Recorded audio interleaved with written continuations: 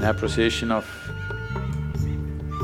this commendable cause that the Dharma Foundation has taken up, I would like to say that for thousands of years, for the longest period compared to anything on this planet, this wisdom, this dimension of knowing has lived on without any kind of true organization or a certain kind of leadership or any other kind of organized support. Out of sheer efficacy of what it is, it's just lived on. A time has come in the world where even truth has to be protected. When we talk about East, we are not talking about a particular geography. This must be clearly understood. We are not talking about East and West as geographical features in the world.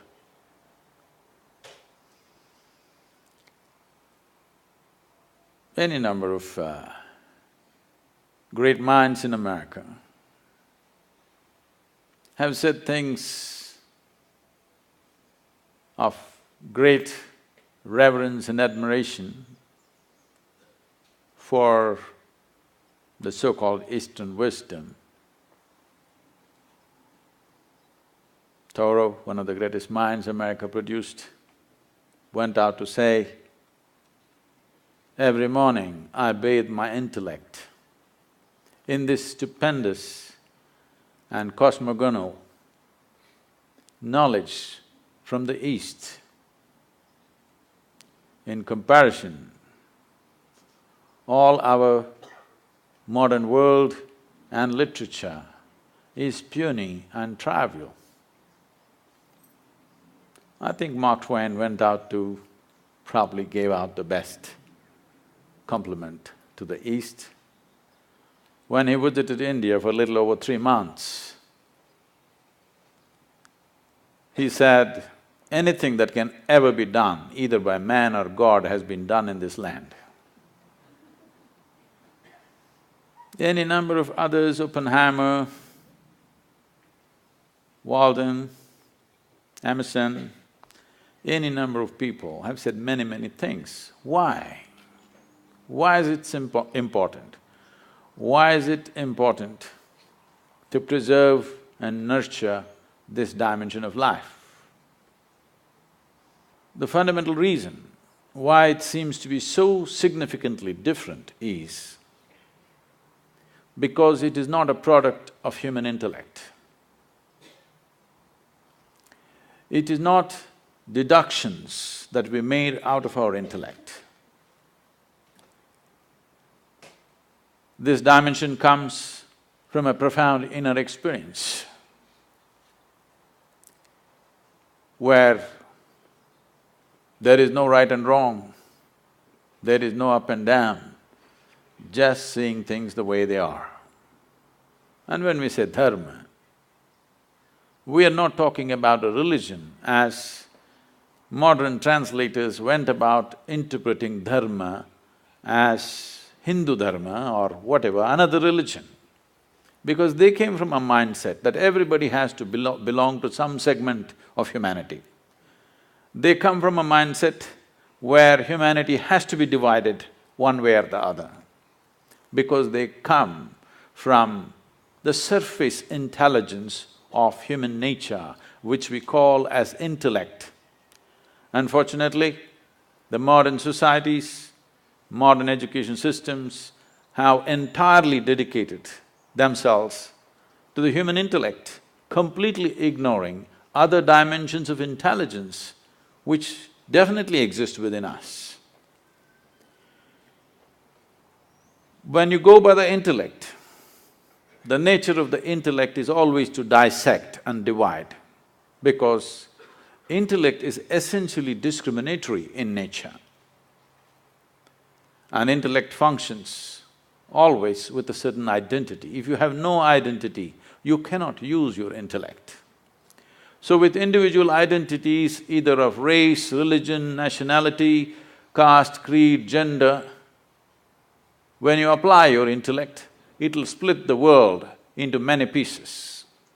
So the significance of what we are referring to as the spirit of Eastern wisdom is, it does not come from human intellect. It comes from a deeper dimension of intelligence within us. When I say a deeper dimension of intelligence, a simplistic way of looking at it would be, whatever you had for lunch today, if you had a piece of bread, over the afternoon, this bread is being transformed into a human being. You definitely cannot do that with your intellect. There's an intelligence here which is capable of making a banana into a human being. You definitely cannot do that with your intellect. A dimension of intelligence which is beyond thought process. Thought, or the product of intellect, is essentially always functioning from a limited amount of data that we have gathered.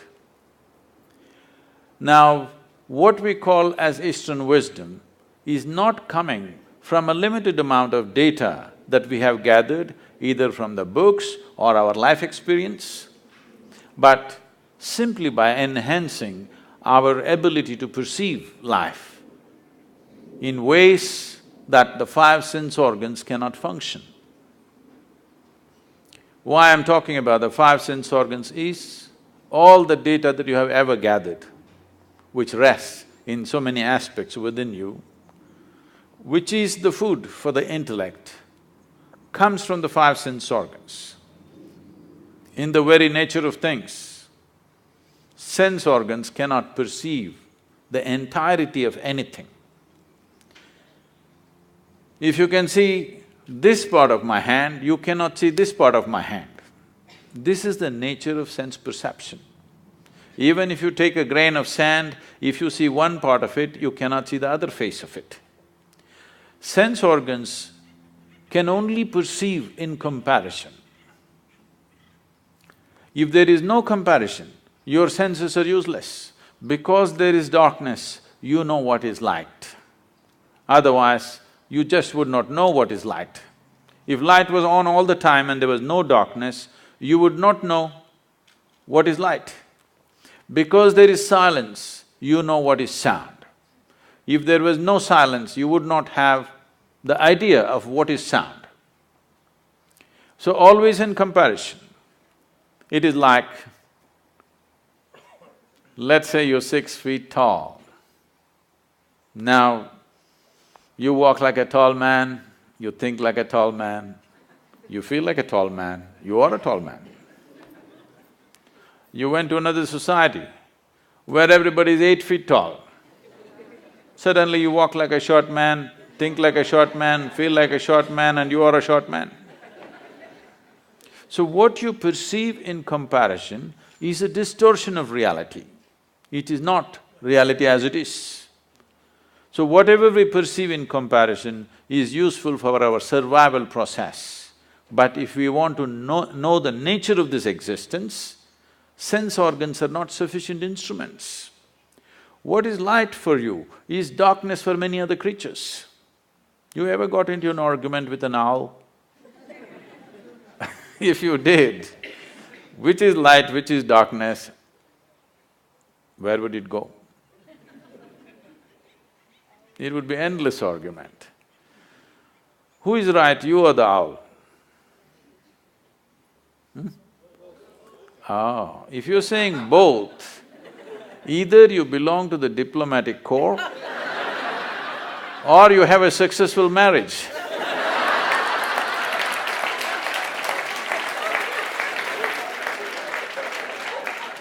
You have learned to say both for everything.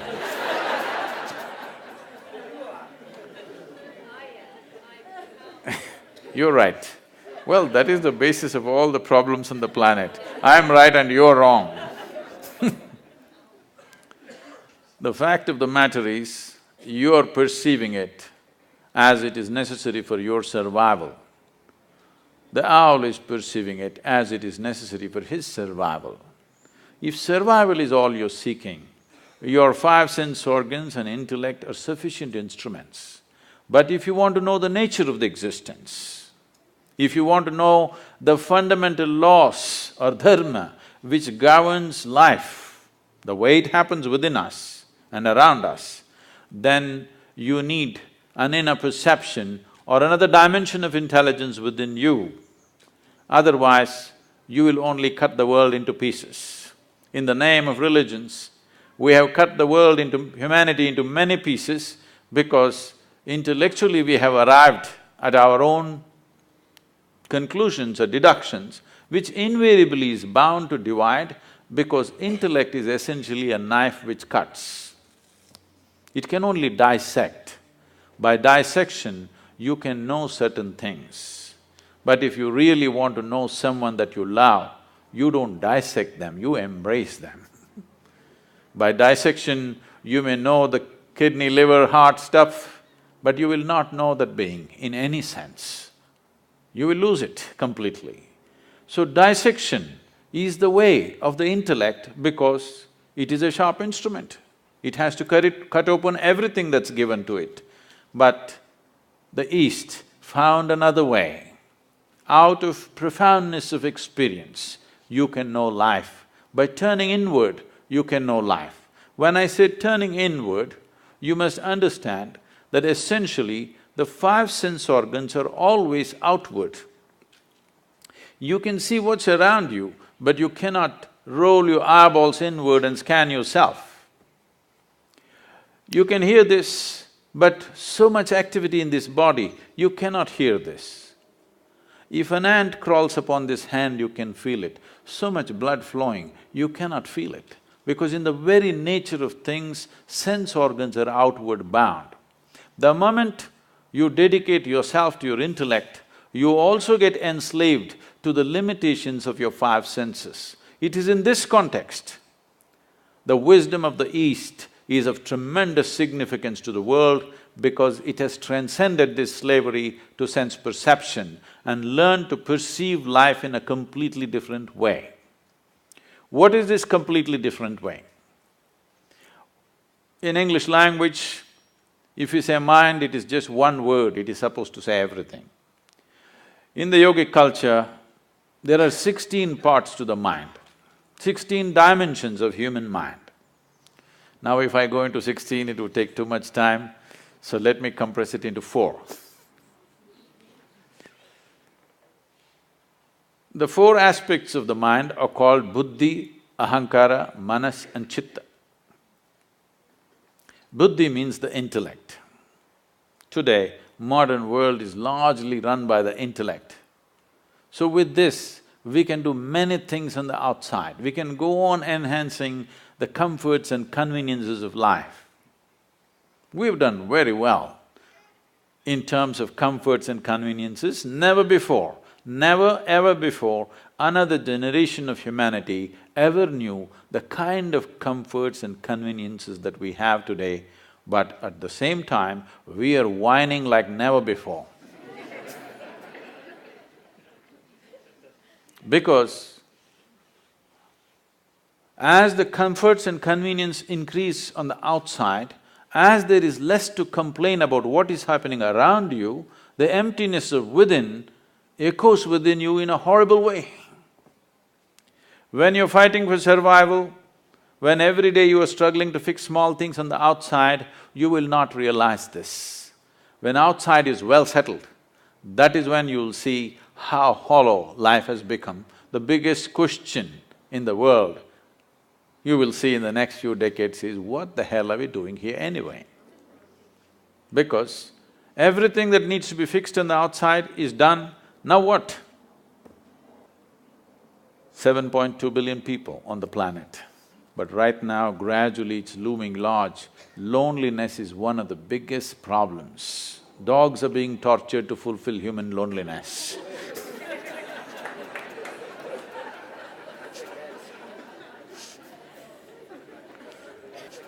Because as you dedicate yourself more and more to your intellect, you will naturally become more and more lonely because it keeps on dissecting and cutting life into various pieces for examination, and then you will see you yourself will be split up into many parts after some time, if you go by the intellect, 100%. The next dimension of the mind is referred to as ahankara. Normally people think it means ego. No, it means identity. You're identified with something. The moment you're identified with something, your intellect will work only to protect that identity, no matter what, whichever way you think. Your ideas of which nation you belong to, which race you belong to, which culture you belong to, which religion you belong to, which gender you belong to, the moment you get identified, your intellect will work only to protect that identity. So, it is a certain kind of prejudice. Well, you may say, I'm not prejudiced, I'm very broad-minded. All right, it's a broad prejudice.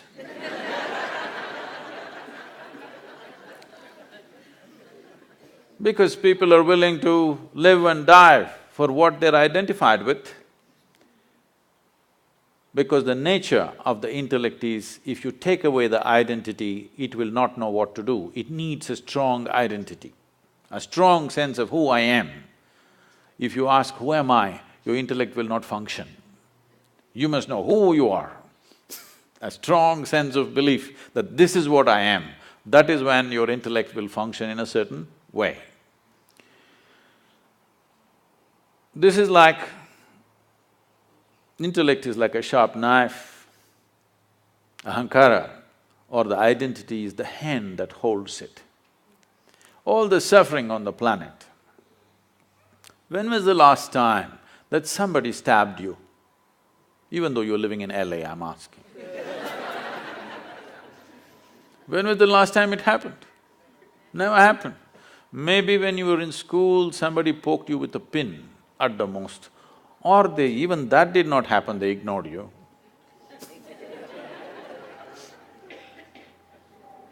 Or what I'm saying is, how much suffering for a human being is actually coming from outside? Almost nothing. Rest is all self-help. Because this is a sharp knife given to you, unsteady hand, every day it's cutting itself. You know, we were trekking in Nepal and Tibet region, and I was in a tent.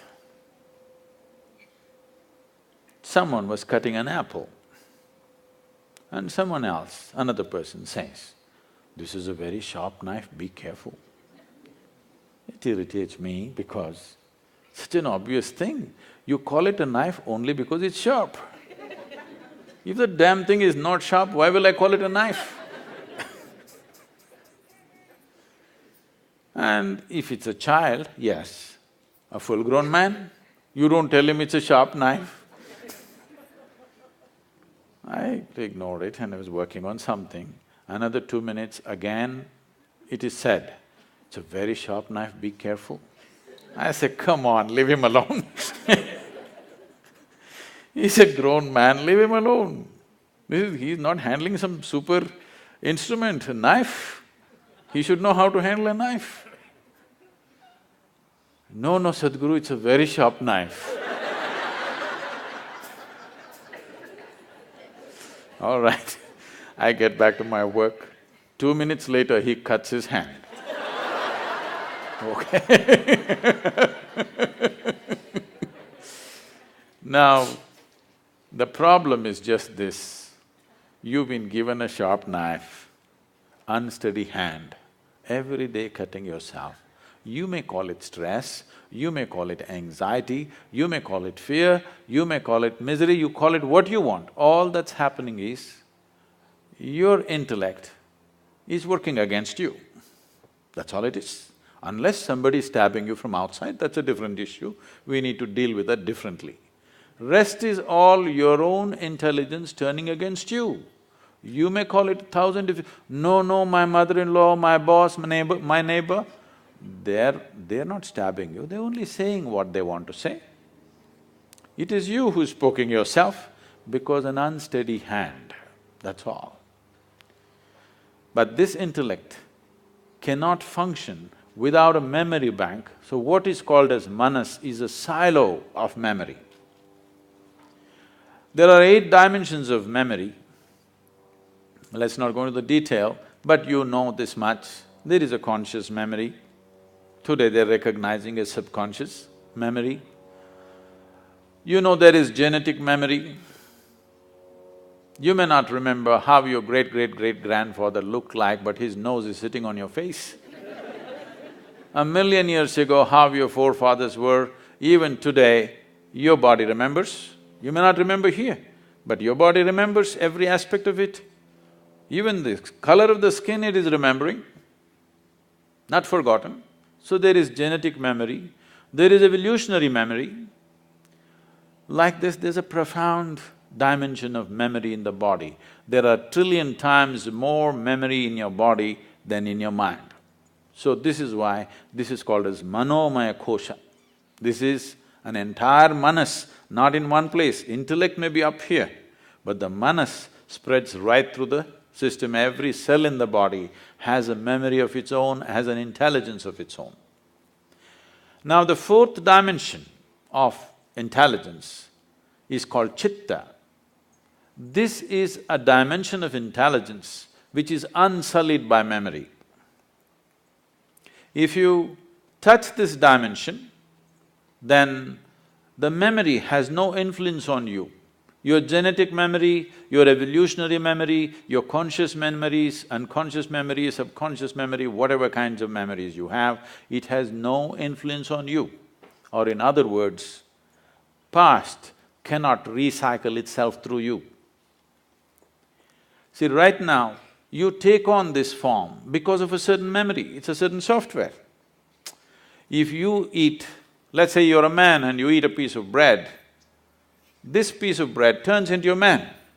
You're a woman and you eat a piece of bread, the same piece of bread turns into a woman.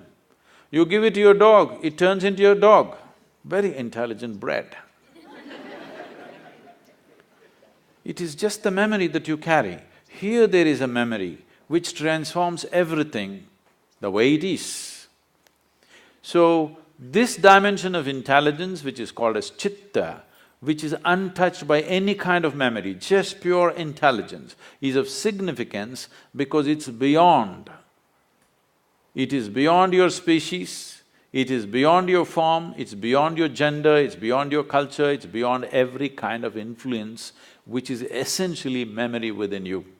Maybe unconscious, but it is memory playing out in so many ways. As long as memory is playing out, what it means is, in India we say you're in a state of samsara.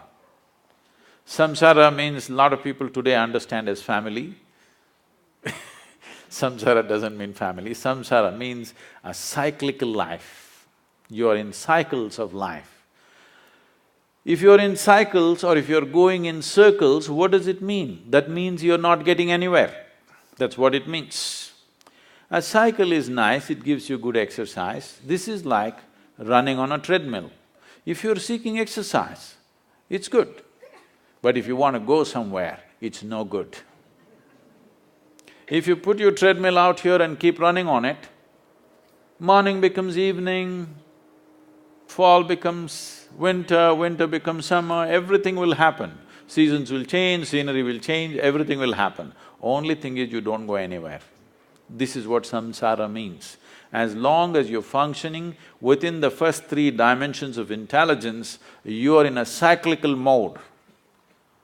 It is all right to exercise yourself, but it's not good to go somewhere. So if you want to transcend the samsara nature of who you are or the cyclical nature of your existence, then you touch the dimension of intelligence which is referred to as chitta. Why the so-called Eastern wisdom is of great significance, why the dharma of the East is so significant and important is because this comes from chitta. This does not come from buddhi, this does not come from manas, this does not come from ahankara, this comes from chitta. And only that which does not come from your individual identity or individual memory, that can be truly universal. So for this we said, this is Sanatan Dharma. This does not mean Hindu religion. This is a very wrong conception. Sanatan Dharma means the ultimate law of nature. When we say nature, there is physical nature and there is an inner nature. There are two dimensions. For this, accordingly, we made two dimensions of laws. Physical nature is a changing thing. It's always in a process of change and a flux. But the inner nature is a constant process. So we made two dimensions of expression for this dharma called Shrutis and Smritis. One is always to be updated for every generation. Otherwise, two generations will keep on bickering and clashing. You have to update it. Another is eternal, it's always there. It's nobody's business to change it because it cannot be changed because the fundamentals of life has not changed. Based on this, an entire wisdom arose as to how to exist within you and how to operate around you. This happened in 1924. There was a bishop in the Orthodox Greek religion where, there's Orthodox Greek segment of Christians. They have a pope of their own in Istanbul. They believe they are the only true Christians. Others are all riffraff, according to them. So, he served this particular segment, which is very orthodox and rigid.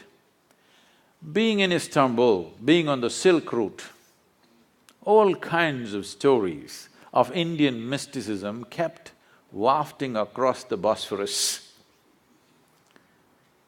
So, he has a longing to go to India and see a real yogi or a mystic. But being a man of cloth, he could not choose where to go and where not to go.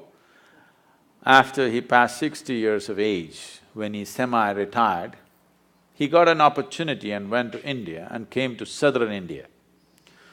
So his desire is to meet a real yogi, not a book yogi, not a studio yogi, but a real one. So somebody directed him and said, go up this hill, there in this kind of place, there will be one yogi. So he went up.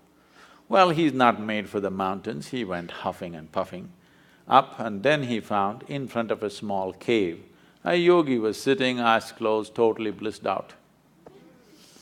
He went there and he has been told that if you see a Indian yogi, you must prostrate.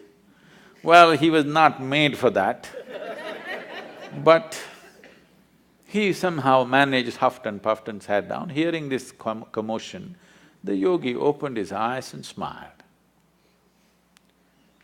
Immediately the bishop looked at him and said, "Can I ask you a question?" The yogi said, "By all means." The bishop asked, "What is life?" This is after 60. You should have asked this question when you were 8, at least when you're 16, 60. But what to do, better late than never. He asked. Then the yogi laughed and went into raptures. Oh, life is like the fragrance of jasmine upon gentle spring breeze.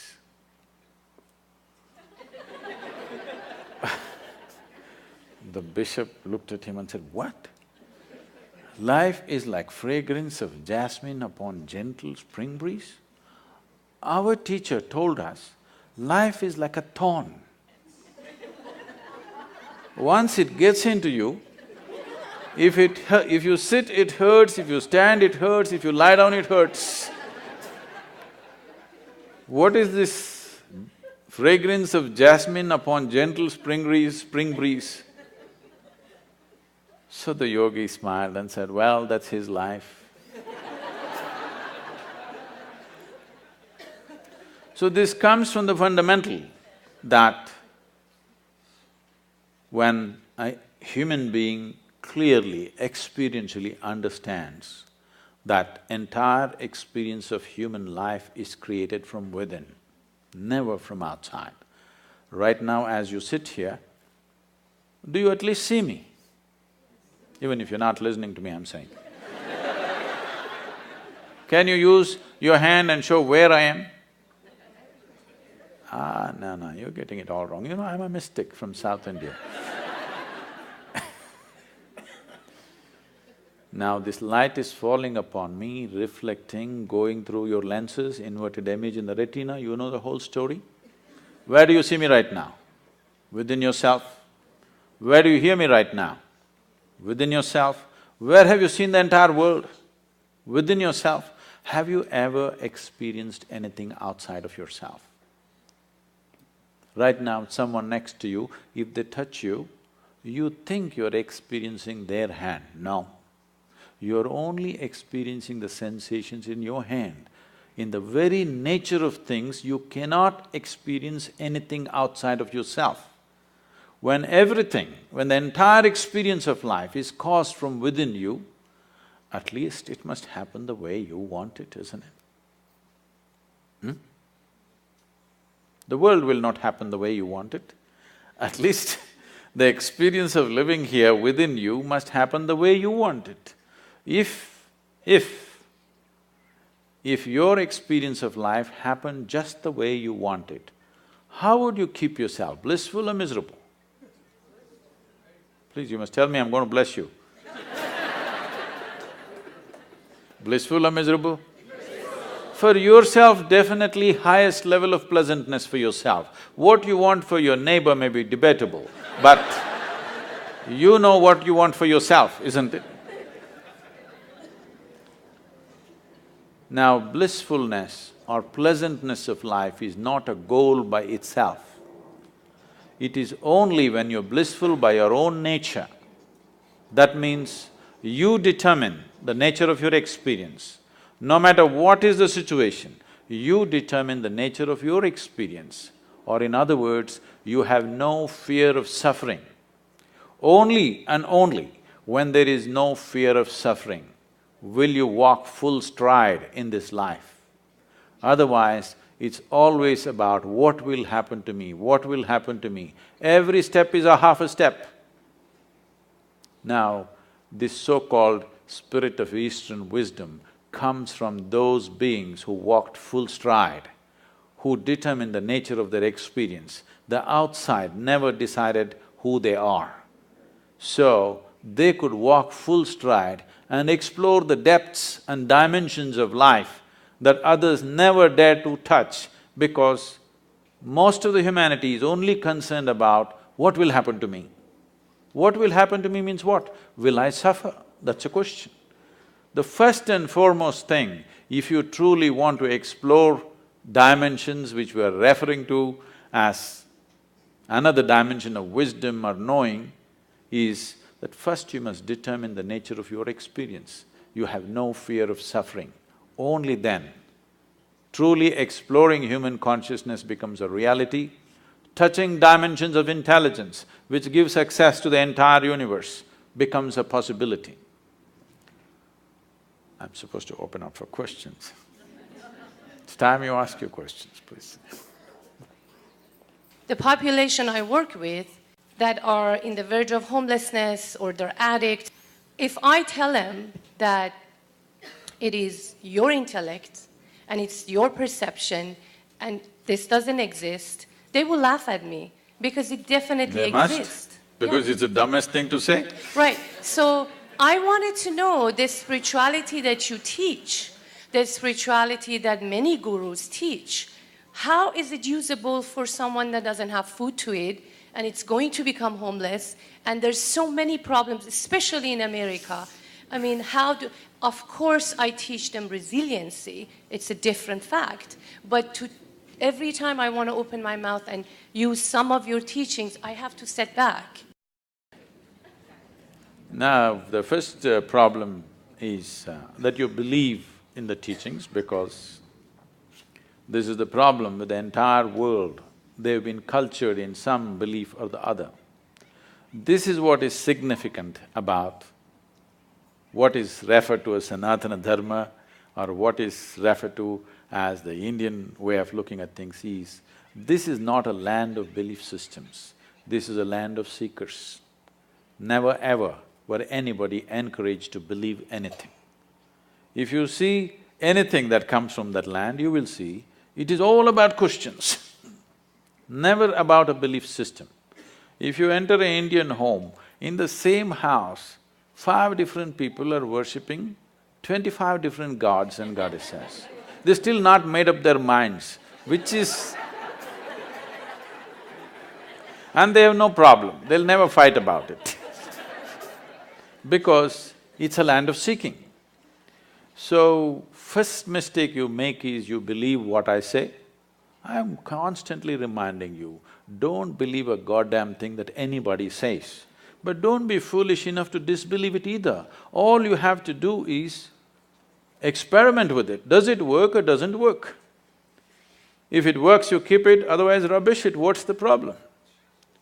Now, about somebody being hungry, somebody being homeless, somebody being in a war zone, all kinds of horrible things are happening on the planet. I am not ignorant of it. Anyway, you said living in a temple. I am not living in a temple. I am more of the world than you are. Every day, I want you to understand, I am running a volunteer organization with over 4,000 full-time volunteers and over 3 million part-time volunteers doing variety of work, huge projects, over a dozen businesses and the spiritual movement, okay? Now, I want you to understand, more things are going wrong with my life on a daily basis than anybody's life. Now, when a man is hungry, if you try to tell him, your intellect is the source of your problem, it's obscene. It's obscene, it's nothing short of that. I never spoke to hungry people and said, your intellect is the source of the problem. I'm talking to people who are bulging in so many ways. In their head and in their body, they're bulging. I'm only talking to that segment of the population. Those who are not fed well, I'm doing social projects with them with nourishment, education, health, all for free. Will I ever go and talk to a starved man in an Indian village and tell him, your intellect is the basis of all your problems? What makes you think that I'm that stupid? Do I look like that? So you also don't do that. This is for you. You need to understand this. There are 1,000,000 problems on the planet. All these 1,000,000 problems are essentially because those who are reasonably well have never cared to reach out and do what needs to be done in the world. In many ways, they're making sure those people don't get it. Yes. In the year 2012, we have produced enough food for 18.2 billion people. We had only 6.6 billion people in that year. But still, 50% of the population is malnourished and hardly eaten anything. This is not because there is no food, this is because you and me have not cared, isn't it? So, is it true? Is it true nobody stabbed you in the last 25 years? Yes. But is it also true you're suffering various things of tension, stress, anxiety, this, that? Is it a product of your mind or somebody else poking you from outside? It is your reaction to the existential situation outside. Instead of doing what is needed, what you see is when you see something wrong happening or when you see some suffering or something comes your way, you decide to poke yourself. This is about incapacitating yourself. Instead of seeing when there is a problem, you need empowerment, not incapacitating yourself, isn't it? I'm talking about empowering you so that your damn intelligence functions for you, not against you. The moment your intelligence is working against you, no God in the universe is going to help you and can help you. Yes, if your intelligence is turned against you, you are a finished case. So I'm saying, first let your intelligence work for you. If it works for you, there are many miraculous things that you can do for all those people who have still not eaten properly, for whom basic things have not been taken care of. That's our business, because somehow we've landed in a place where you and me are at least eating well. Once we are in such a privilege, we must use our intelligence to see what is the best thing we can do in the world, not sit here and twist yourself out. I'm saying don't twist yourself out. If you are joyful, naturally you will do the best things you can do. If I meet you when you're very happy, will you be nice to me? No. I don't believe that. When you're very happy, if I meet you, I'm sure you're a wonderful person. But when you're depressed, when you're unhappy, when you're frustrated, if I meet you, you could be a nasty person. This is true with every human being, isn't it? So the first and foremost work that any human being has to do is that you make this into a pleasant piece of life, so that you naturally exude this pleasantness in every possible way. If this is feeling unpleasant and you tell this one to be pleasant, is it going to work? We are trying to fix the stomach-full people right now.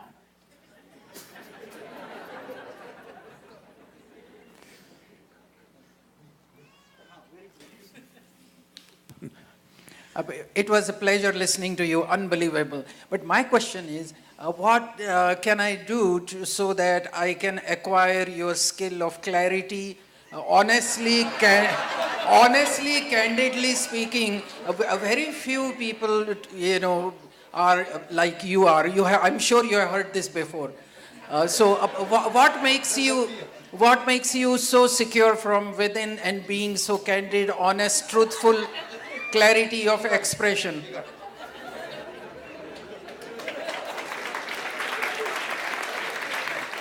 I didn't know that's a popular question.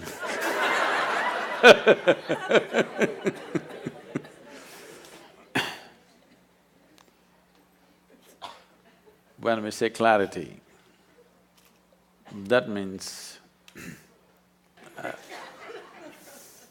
I want to tell you a joke, but it's a dirty joke, so I thought I'll skip that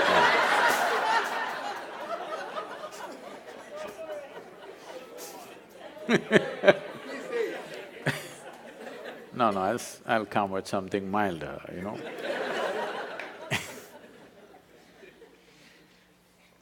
The problem with the human being right now is this.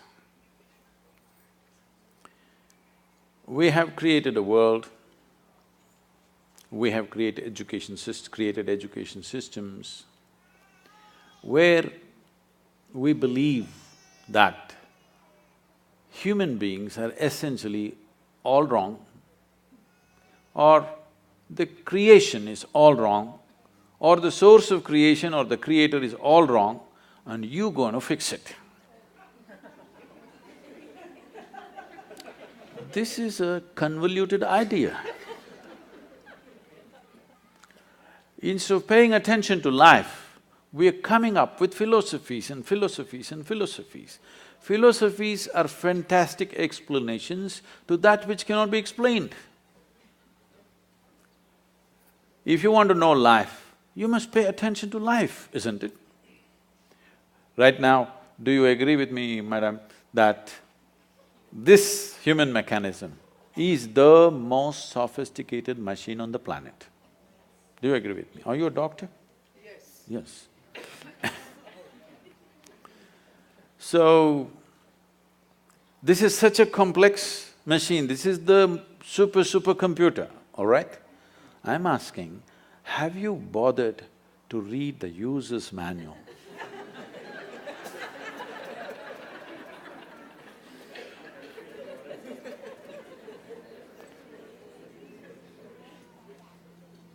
If you understand how this functions, you would know how to use it. Even if you take a simple gadget like a phone, the more you know about it, the better you can use it, isn't it so? You have definitely, coming from India, you've definitely been bombarded with this thing about realization, self-realization.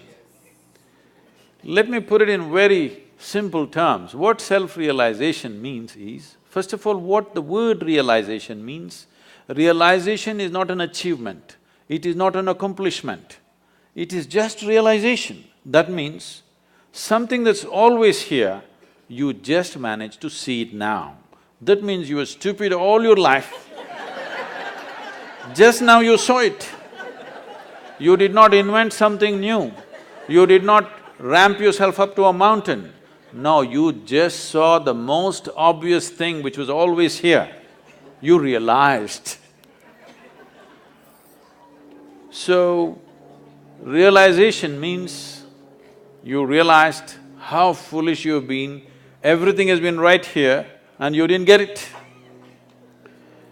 So there are many ways, of course, most of you being from the Indian origin, I've not read this. I have to admit, I've never read the Gita because it never occurred to me. I'm sorry, I know this is a shock but living in India, bits and pieces of this are always floating around in the air and it's… you know many pieces of it, but I've never really studied it in any sense. So when, in a certain moment, when Arjuna asked, what is the nature of this truth that you're talking about? Where is it? So Krishna laughed and said, the highest truth about your life is the tip of your nose. Now there are many schools of yoga intensely focusing on the tips of their noses. Please try it for 2 minutes, you will get a headache. You will not get enlightened. What he is saying is, it is the most obvious thing. It is the most obvious thing. But right now the problem is, all the instruments of perception that you have are outward bound, but the seat of your experience is within you. The fundamental seat of your experience is within you, but all the instruments of perception are outward bound. So how should I do this? You must understand, anything beyond survival, if it has to enter your life, some striving is needed. Let's say, as a little infant, you were left in the jungle without human contact. If something edible came in front of you, would you first try your ears, then nostrils and somehow by accident find your mouth? Is that so? You would just know where to put it, isn't it?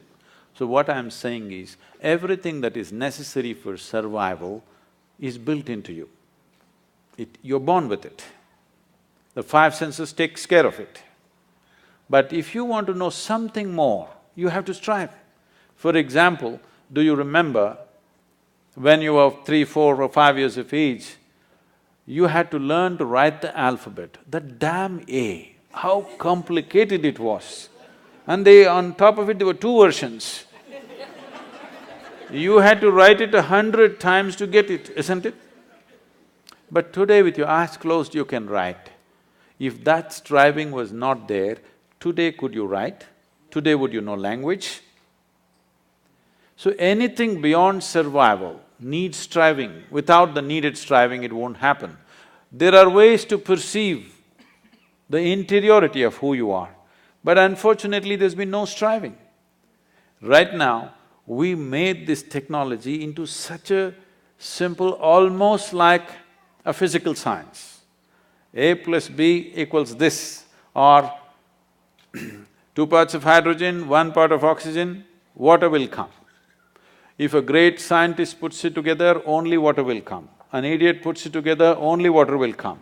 So we made the entire Yoga Sutras like this, that if you do this, this and this will happen to you. That simple. And all I'm asking generally from people is, about 30 30 to 32 hours of focused time to develop an instrument where they can turn inward. Oh, 30 hours is too much. I'm saying, if you cannot dedicate a little bit of time to know what this is, that means your existence must be truly worthless. If this is worthwhile, you must pay attention to this, isn't it? If you want to know life, this is life, isn't it? When I say the word life, maybe you're thinking about your profession, your family, your car, your home. No, these are all accessories. This is life, isn't it so? Hello? But no attention has been paid. Your idea of fixing life is fixing all kinds of things. This happened one day. Shankaran Pillai was going home. No, I'm not done. Shankaran Pillai was going home. It is 7:30 in the evening. The rules at home, the wife's rules are 8, he must be home. It's only 7:30, he thought there's still time, let me have a quick drink and go. He just stepped into the local bar. He had a quick drink and a quick drink and a quick drink and a quick drink and a quick drink. Then he looked at the time. It's at 2 a.m. You know, drinking people are like yogis, they become timeless. There's a certain correlation. Then it's late and he got off the bar stool and tried to walk. It's such an unfair world. A man is supposed to walk on a round planet, as if that's not enough, it spins. You notice that the planet is round and it's spinning only when you had a few drops more, or a few drops are missing between your 2 ears. Either you're drunk or you have a vertigo, then you notice the planet is round and spinning. Otherwise, you think it's flat and you're going on fine. So with great difficulty, he was walking sideways and trying to find his way home. He was crossing a garden and he flipped over and fell face down into a rose bush. His face became a mess. Then he somehow reached home and you know, these keyholes are so minute, it took 20 minutes to find the keyhole. Then he found his way up to the bedroom and then he went into the bathroom and he looked at his face, it was a real mess. Then he opened the medicine cabinet, took out medicine, plaster, band-aid, fixed himself up and slowly crawled into the bed. Fortunately, the wife is a big sleeper. He slept. Morning 8 o'clock, the wife took a bucket full of cold water and splashed it on him. What about it? He woke up. Said, why, it's only a Sunday. She said, you fool, again drinking? He said, honey, 6 months ago I promised you, since then I haven't touched a drop. She grabbed him by the shirt and took him into the bathroom and showed him all the plaster was on the mirror.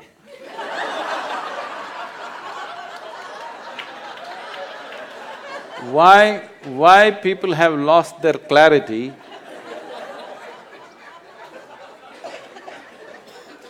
Why people have lost their clarity is only because of this, that if there is any suffering here, they think this one should be fixed.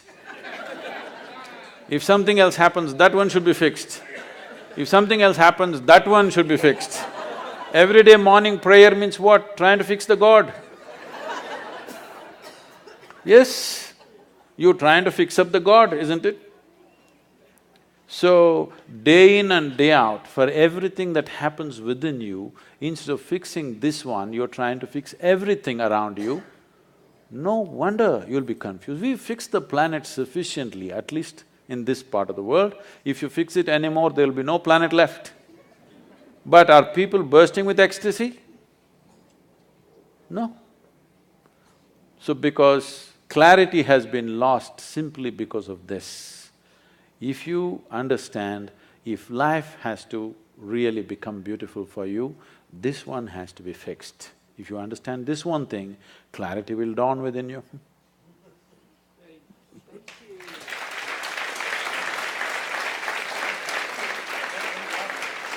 I actually have a question on chitta. How can you tap into chitta, which is what you said, memory with no effect and the ability to break through cycles? Right here you want to do that?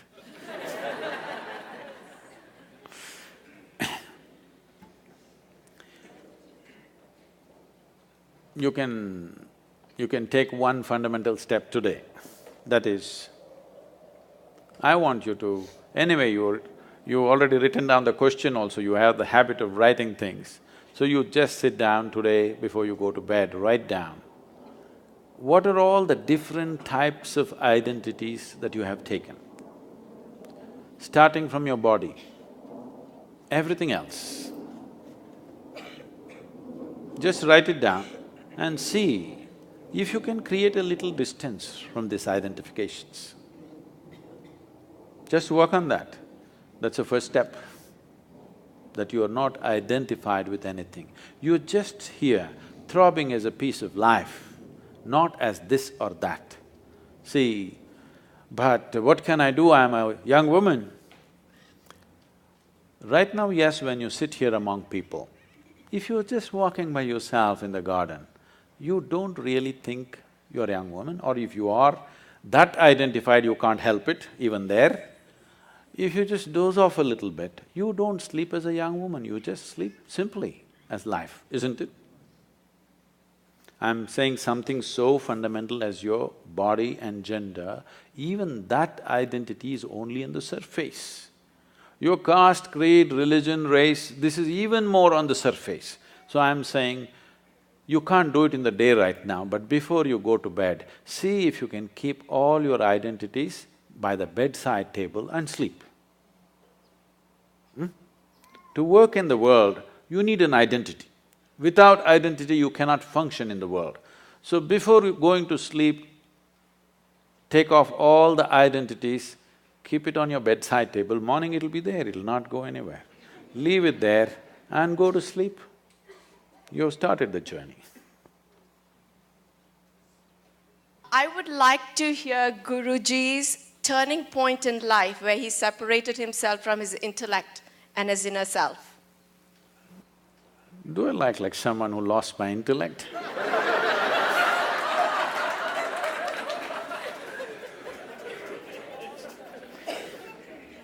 I didn't think that I was coming out so dumb.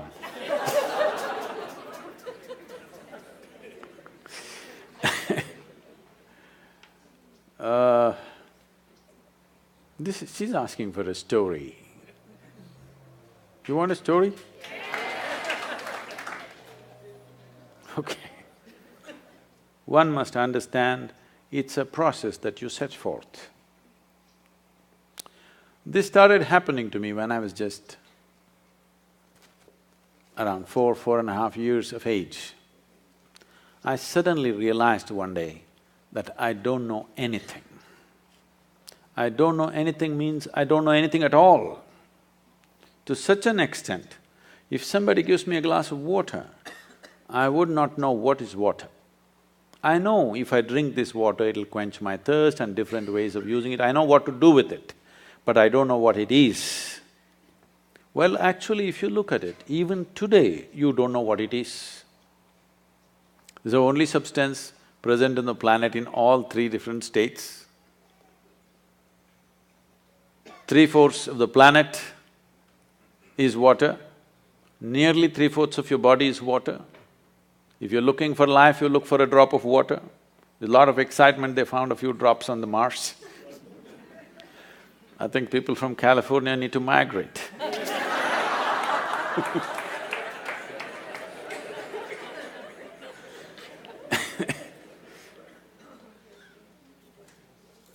So, I'm just staring at this glass of water for hours on end.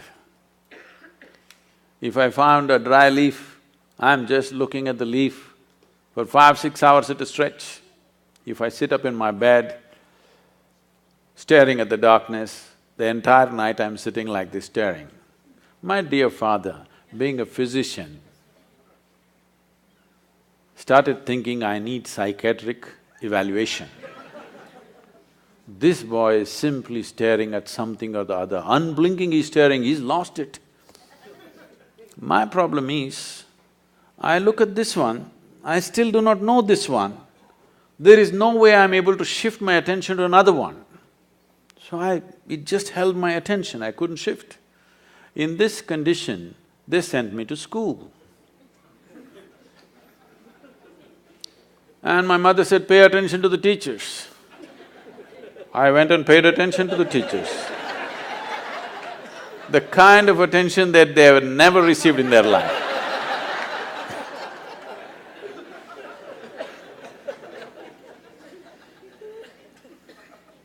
And initially I understood the words that they were speaking and what they were trying to say. After some time I realized, they're just making sounds. I'm making up the meanings in my head.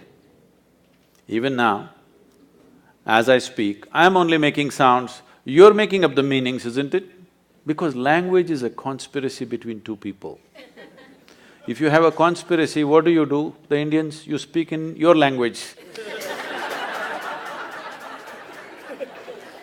In India, we have this advantage, we have 1300 languages in the country, we can have lots of conspiracies going because we'll speak in our own language. Actually, I'm only making sounds, isn't it? You're making up the meanings. So when I realized I'm the one who's making up all the meanings, I stopped making the meanings, then I just heard the sounds with full attention. See, this is the problem with most people. The moment they don't understand, they think they need not pay attention. What you do not understand needs more attention than what you understand, isn't it? So as I watched teacher after teacher coming in and making noises and noises and noises and going, it became very amusing to me and a huge smile spread on my face. They were not at all amused. My schooling went like this, very consistent. Because I remember this so well. I don't know if you still have this. You still have those monthly tests and report cards that your parents have to sign and your children have to get it to you, stuff like that? So, monthly report cards come, I see in the schools, some children are strutting around because they are first or second, some are sitting and crying because they're afraid to go home with their marks card. Never once in my entire school life did I ever open and see. The teachers gave me the card, I took it and gave it to my father. I thought this is a transaction between the two of them. I had nothing to do with this. Because I was very consistent, I always got 6 zeros. Because I always gave an empty paper. If they insisted, I put my name on it. Otherwise, I gave an empty paper, as a rule. When the final exam came, I wrote something and went to the next class. Otherwise, all my tests I got 0, 0, 0, 0. Because million things, I have a billion questions in my mind about everything. There is nobody around who's capable of answering these questions, but they're trying to stuff something else into you, which I'm not interested in. So, school went like this. This is about 8 years ago. This school where I studied nearly 45 years ago, they came to invite me for their 125th anniversary of the school. So the trustees, the third generation of trustees came to invite me. They said, you must come. I said, see, I was not just a not good student. I was not even a student, why me, You call the brilliant students of your school, why me? They said, our school has produced union ministers, our school has produced cricketing stars, our school has produced film stars, you are the only mystic, you must come. So, okay. So I went there to speak and and I went and stood up in the quadrangle, looked around the same oppressive buildings. Then I suddenly remembered this classroom. I was about 13 years of age. One afternoon, the teacher is trying to get a response for some question he is asked. I hear the sounds, but I don't hear the words. After some time, I don't even hear the sounds, I don't even see their forms, I just see all kinds of things. I know their past, present and future, but I don't know what he's saying. I know his entire life better than him, but I don't know what he's saying. And 35–40 minutes, he desperately tried to get a response from me. But those days I'm made like this, sometimes 3 days, 4 days I don't utter a word, not because I'm in silence or something. When you don't know anything, what do you say? This I do not know anything has grown to such a size, it's like, my mind is billions of questions, simply. I have a question mark about everything in the universe and not a single answer. So then, after 35–40 minutes, he got so frustrated.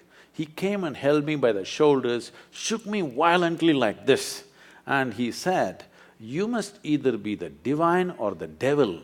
I think you're the latter."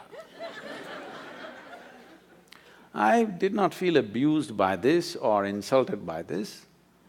Till then my problem was, what is this, what is that, what is that, what is that, what is that? One thing was clear to me, this is me. Suddenly this guy confused me about this also. Suddenly I looked like this, what am I? Am I divine, am I devil, what the hell am I? He just confused me for the first time, I thought this was clear. So I tried to stare at myself, it didn't work, so I closed my eyes.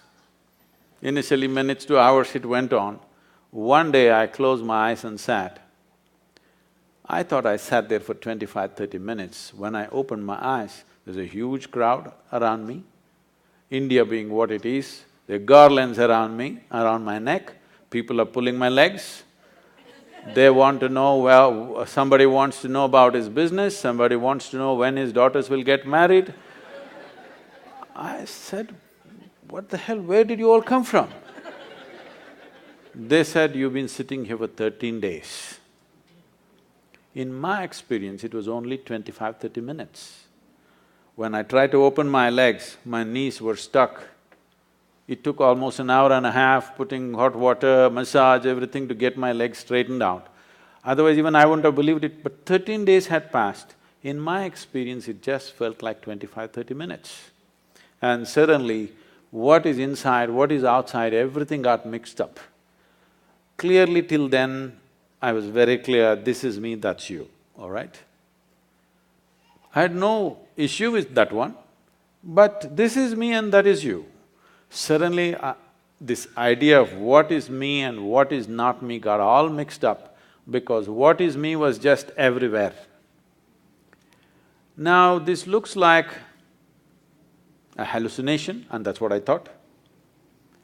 I thought I'm just losing, going off my rocker. I'm just losing my mind. But every cell in my body is bursting with ecstasy. One thing I know is I don't want to lose it. It may be madness, but I don't want to lose it. So right now, my whole effort with life is to just rub off that madness on you. You should also know the ecstasy of being alive. Right now, you know the torture of your intellect. You must know the ecstasy of being alive. You are a piece of life. Rest is all arrangements. Yes or no?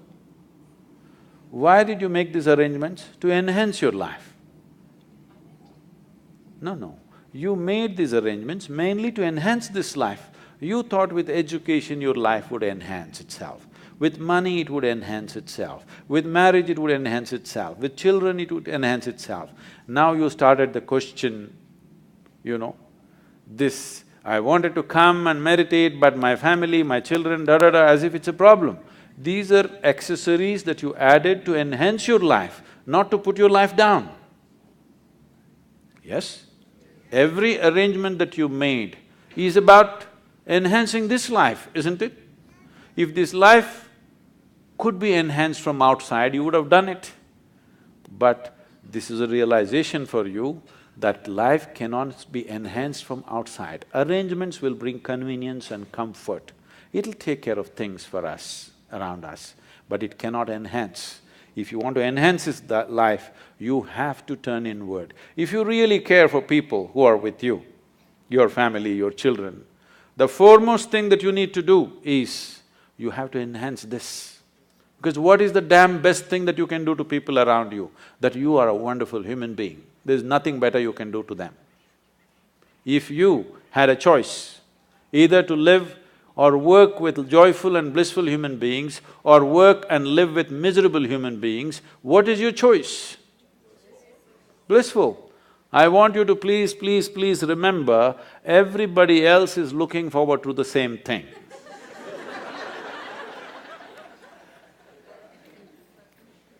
You think other people want miserable people? No, please just give them that much, that you're a joyful human being. Thank you very much.